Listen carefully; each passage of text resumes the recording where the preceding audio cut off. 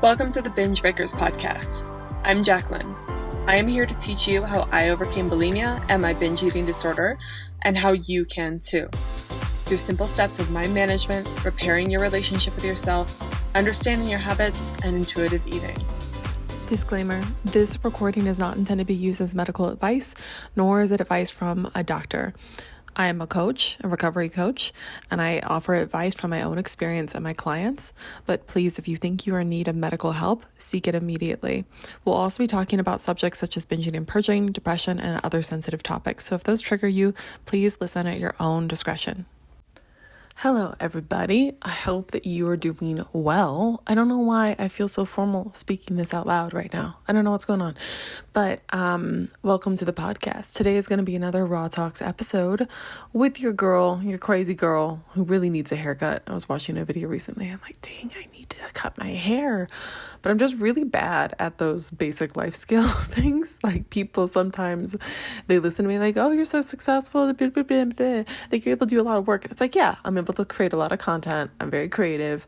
I do a lot of work. I show up for my clients, but ask me to like buy a new pair of shoes or, you know, I guess I'm good at cleaning my room for some reason, but get a haircut, oh, those like extra little mile things that I have to do for my personal life, I suck at. So, but anyway, your girl that needs a haircut, Jacqueline here. Today is going to just be a little rant because I have been this week. So it was my birthday last week and that sort of stuff, which was fun. And I have a friend here in Colorado. She's another coach, creative on Instagram, girl, Morgan Hartzler. If you follow me on Instagram, you've probably seen me tag her quite a few times because we're actual besties in real life. We're friends in real life, but then we're in related fields. And I was having coffee and Morgan and I were doing a little work date in Denver here yesterday. And I don't know what got us on this conversation. I think it was about friendships and stuff like that. And I'm sure she'd feel comfortable with me sharing this, but we were talking about how our friendship has grown because we really just met each other last year, but how it's grown kind of organically and slowly, and that's healthy. Like we'll see each other a lot and then we'll go do our own thing and live our life and then come back. And she said, what's interesting though is I've known you for 4 years prior to this. I was like one of the first listeners of your podcast because she also struggled a lot with bulimia and binge eating. And it just hit me how she's like, no, your podcasts are related to it so much. Because I reached out to her on Instagram when that's how we originally kind of met in person, because I saw that she was posting more stuff and doing these life things. And I was like, oh, this girl's close to me and we're in similar interest fields or whatever. We're both into fitness, both into these things, self-development. Like, I think this would be a cool girl to collaborate with at the very least, but maybe we could be friends. So that's why I originally reached out to her. But the original reason, not that she was posting because of me or whatever, but she found me, the reason she was following me was because of something I had posted 4 years ago, which is crazy to think about. And the reason that I'm going into this tangent, it just struck me because this year is the year that I've had the most friends ever. And I've been, if I'm being honest, pretty isolated for a long time. Like I've always struggled as an adult to make friends, and my natural tendency is to be introverted. But what was cool about when she said that is that, yeah, I made an impact on this person, and this is again why I show up for the podcast every single day, is that it helps people. Like the main reason I sat down to create the podcast in my little walk-in closet that I had on the floor, because that was like the best place I could find for sound with my crappy little laptop and my headphones and my little outline, was because I knew that someone out there was struggling. And if I had heard what I put on that podcast, that maybe I would have felt a little less alone and a little less crazy. And that's why I put it out. But to know that it also reached her, and then 4 years later, I have a really good friend because of it. Like, it just was a full circle moment of like, holy crap, when you really take risks and you push through fear of failure and looking a little bit silly or looking ridiculous, amazing things can happen. And I was thinking about how, 4 years ago, I had recovered from bulimia and I was doing a lot better at that, but I was still really struggling. And part of the reason I still really struggling in other areas of my life, like my personal life, and my relationship wasn't always great. Even though there were good times, it was still like hard. And I think in some ways it was a call out, like a way to try to find people. And now I have friends all over the globe and a lot more friends in person than I've ever had before. And I just, like, I believe now more than ever in the idea of manifesting, but only if you let yourself really be a mess and take that big risk or whatever it is that you want to do. And right now I'm really looking towards making some big moves in my own life soon. And they're scary, and I'm worried about judgment. I'm worried about what people think of me. I'm worried about failing. And I was on a phone call with a client actually for the retreat I have coming up. I'm going on another retreat April 17th to 22nd, and I only have one retreat attendee, which is fine. But the retreat attendee that is coming, I was talking with her, and she was like, a big thing for me is I'm just so scared of failure, of like, what if everything just implodes if I fail? And I hear that all the time from people with bulimia recovery and binge eating recovery, but it's with everything in life, and they're just scared that they're going to lose control, that they're going to let everything fall apart, that it's all going to come crumbling down. And I've been trying to say recently, because I need to hear this too, like, what if that's what you need? What if you need to completely relinquish control and let yourself be a goddamn mess so that you can find whatever it is you need to find next? Like, the rigid control you're trying to keep over things and the fear of failure keeps you from never ever progressing at all.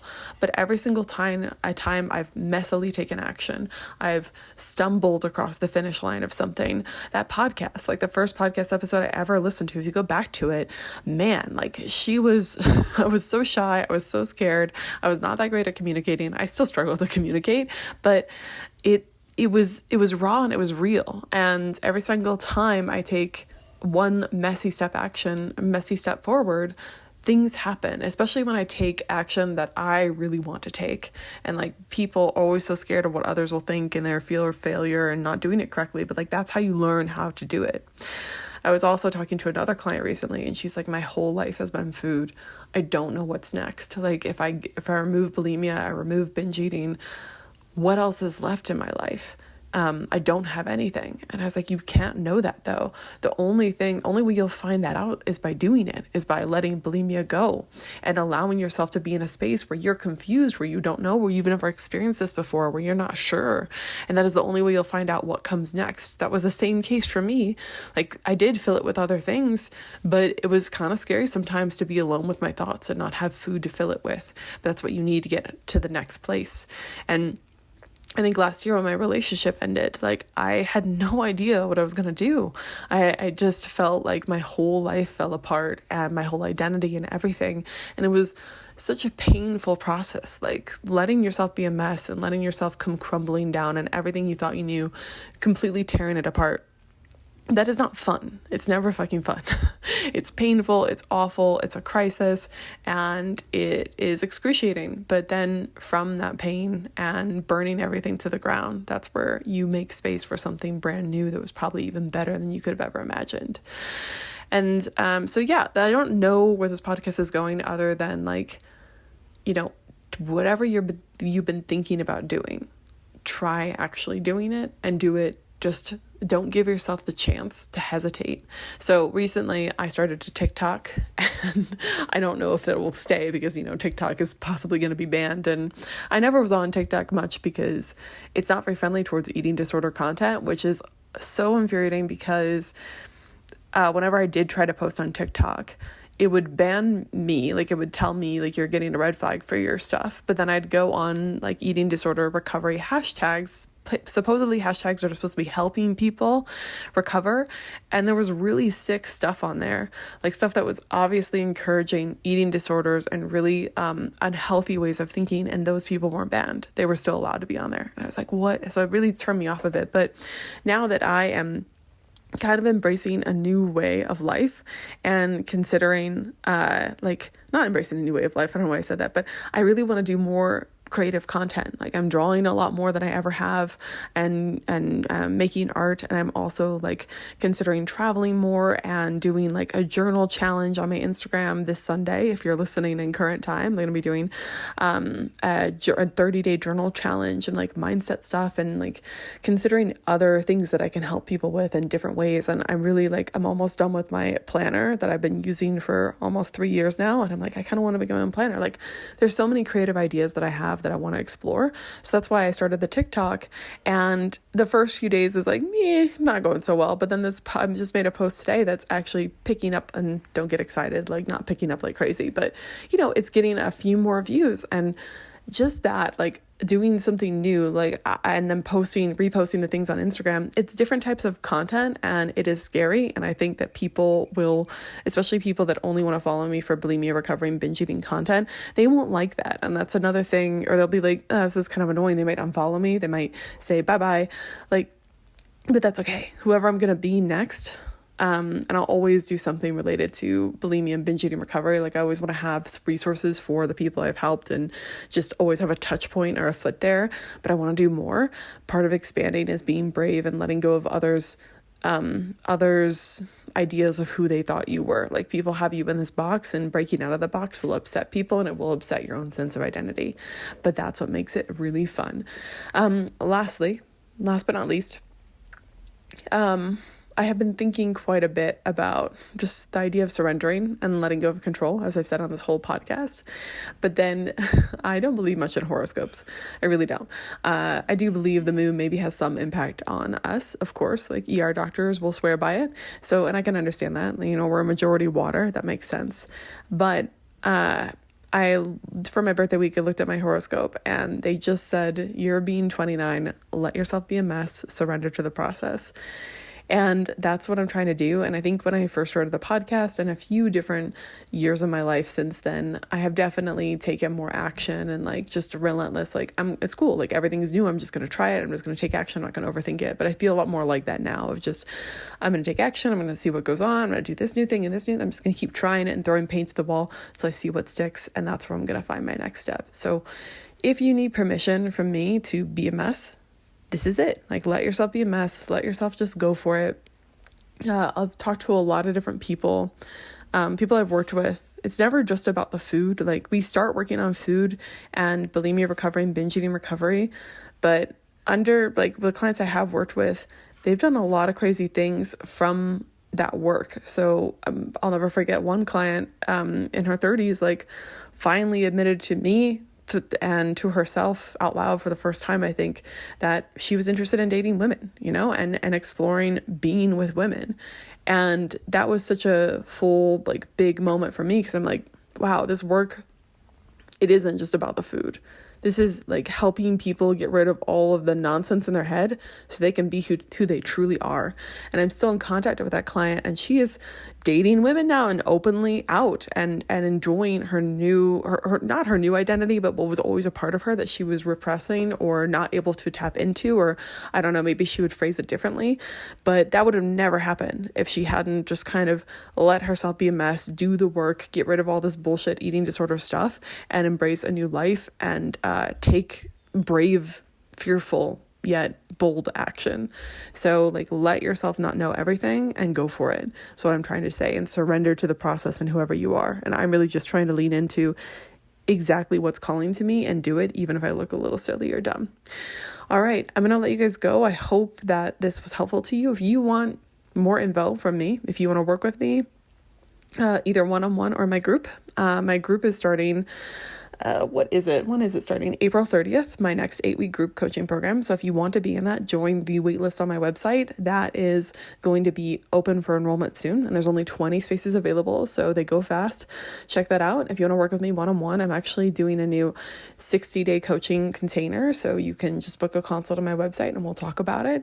But that's starting April 23rd. So I'm only opening that up to 5 people for like a really tight deadline coaching. It can be about bulimia, but it can be about other stuff, which is going to be cool. I find that when there's short time frames, sometimes people need longer, of course, especially with bulimia recovery, but sometimes working for a really short amount of time, like 60 days, 30 days, people really get their results.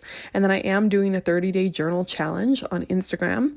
It's going to be mainly for my members that are my past and current members of my Facebook group, but then also to my IG subscription people. I'm going to start that as well. So you'll be able to get on Instagram every day, and I'm going to show up live at the same time or roughly the same time every single day and just journal with you. And I'll give you journal prompts and ideas and reflections based on what I'm finding. But I think it'll be a good challenge for me because I really love journaling and I'm always trying to do more of it. But then also, if you struggle with journal and you want accountability, you want to make a change in your life, I think journaling for 30 days can help you with many things like that.